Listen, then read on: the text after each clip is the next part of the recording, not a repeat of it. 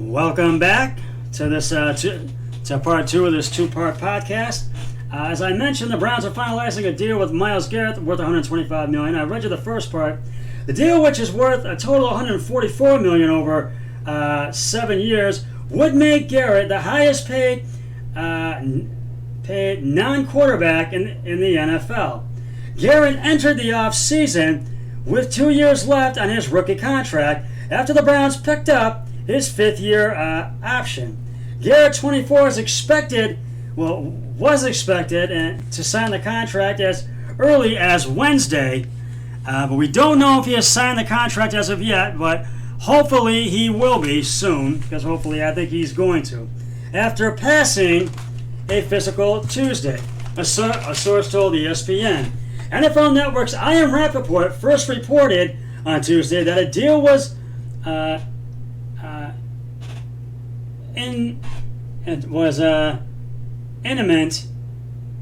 imminent with the 2017 number 1 pick out of Texas A&M.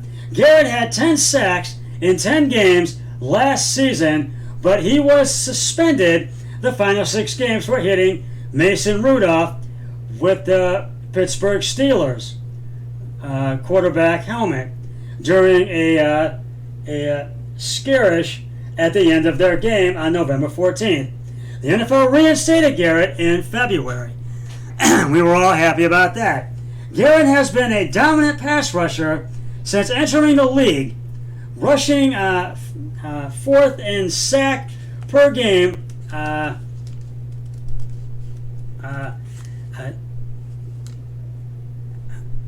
with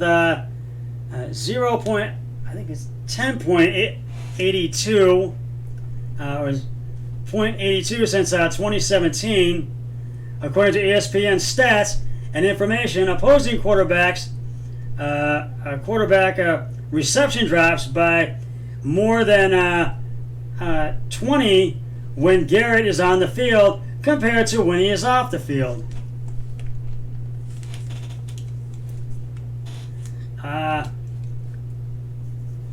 By signing the deal, Garrett would pass Chicago's Khalil Mack, $23 million, as the highest-paid defensive player in average annual salary. Now, I really think Myles Garrett should be signing this deal soon, and I will keep you updated on this story. But this is a really big deal, a really big-time deal, and I think the Browns are going to really re-sign. Myles Garrett's going to sign this deal, and the Browns are going to be holding on to him for another 7 years, besides having the 2 years left on his contract. But I will keep you updated on this story, what I will do. During the NFL news, following mounting corporate and public pressure, the Washington NFL team has finally gotten rid of its Redskins name after 87 years. One Present, Virginia man is hoping to cash in on the change, having filed dozens of trademark claims for possible new names since 2014. Washington owner Dan Snyder and new head coach Ron Rivera will develop a new name and design approach. The team said Monday. However, Martin McCauley,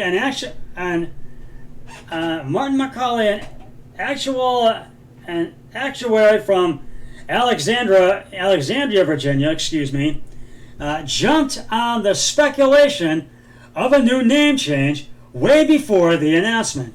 McCauley has filed numerous trademark claims in the last 6 years for potential monikers for the Washington football team. A search by CBS News in the United States Patent and Trademark Offices and Database found at least 7 names that have been registered in just the last month alone. Among them include the Washington Red Wolves, the Washington Red Tails, Washington Monuments, Washington Americans, and Washington Veterans. The idea, presumably, would be to sell the name to Snyder should Washington choose one of those registered names. And I feel, in my mind, the Washington Red Wolves sticks out in my mind, and I think they should go with that one, but we'll see. McCauley told CBS News that he sent the NFL an email, on July 4th listing all of the trademarks that could have no change, but they have not responded. He claimed he wants to give them to the NFL for free to facilitate the name change. However, in a series of tweets on Tuesday, he appeared to open the possibility to a monetary exchange. I think 10 days of offering to give the NFL my trademarks for free is enough. McCauley tweeted, my answer will be something vague like, I never expected anything, but I will entertain any offer they want to make. Whether McCauley or anyone else attempting something similar would be any profit depends on intent to use the names, according to one legal expert, David Leachman, managing partner at Leachman Law, PLLC. Cast doubt on the possibility of such a scheme being successful. So they happened. If they happened to have correctly picked what the Washington football team decides to use as their new name, then the question will become, at the time they filed the mark, what was their true intent filing for it? Leachman told CBS News, I think it's highly unlikely that the trademark office or court will say somebody who has filing a trademark application office solely for the purpose of speculating really had a bona fide attempt to use the name in commerce. Football teams and NFL properties are known for being really aggressive for enforcing their brands and trademarks, he added. So it would be surprising if they didn't do something about it quickly. And if it turns out that one of those names is the one they intend to use.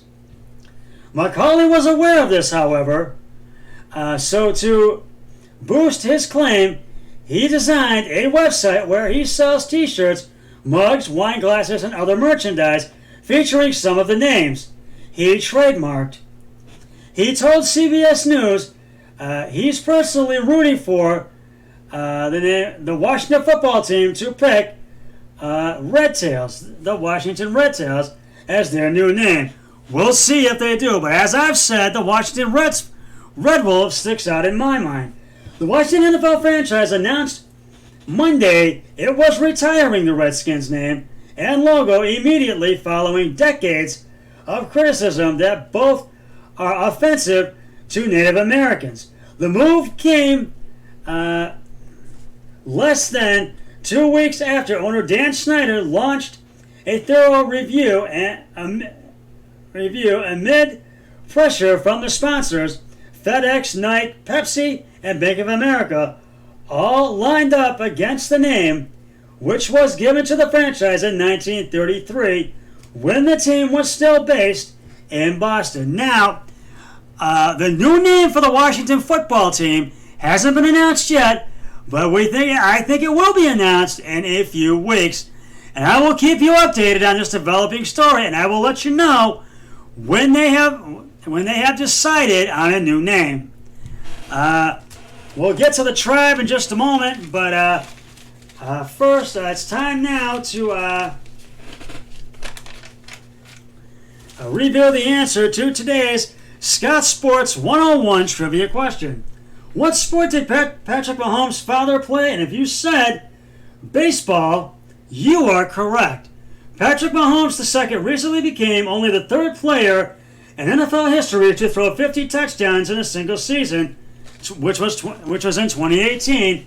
His father played Major League Baseball from 1992 to 2003. And I'll have another trivia question on my next podcast, so stay tuned for that.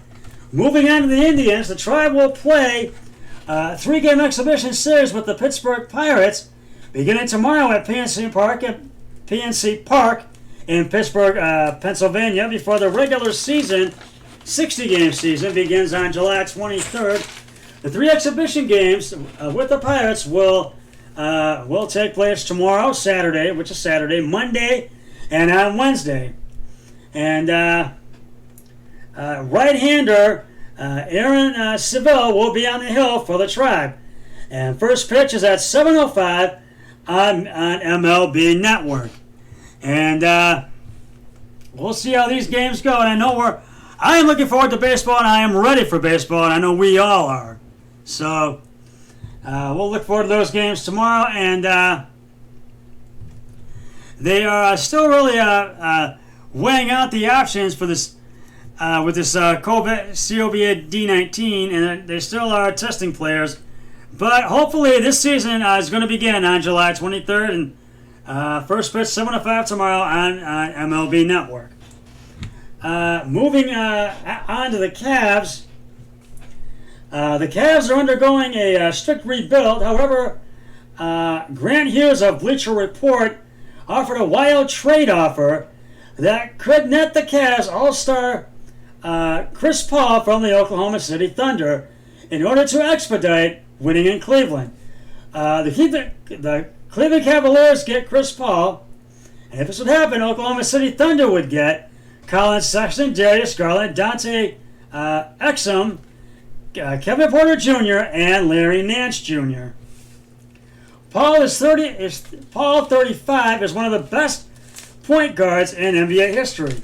The 6-foot pro has career averages of 18.5 points, 9.5 assists, and 4.5 rebounds per contest. He's led the league in assists and steals per game multiple times over the course of his career.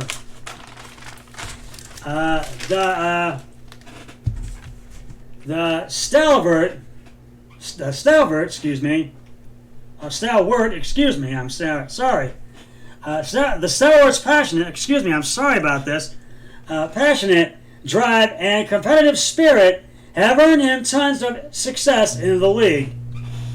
When the Thunder acquired Paul from the Houston Rockets last off season, they were expected to be a lottery team. After all, the Thunder lost All-Stars Paul George and Russell Westbrook during the same summer. Yet Paul flipped the script due to the veterans' production and leadership. The Thunder hold the number 5 spot in the Western Conference. If this hypothetical trade were to be executed, the Cavs would have an all-star trio of Chris Paul, Kevin Love, and Andre Drummond. While the team would likely make the playoffs, it wouldn't be a championship contender. As a result, it's hard to believe that the Cavs would dump a majority of their burgeoning youth base to acquire the aging star. Now, I don't know if this move is such a good idea for the Cavs, but it could be, in a way it could, but I just don't think we want to get rid of any of our younger players, our youth base, so we'll have to wait and see.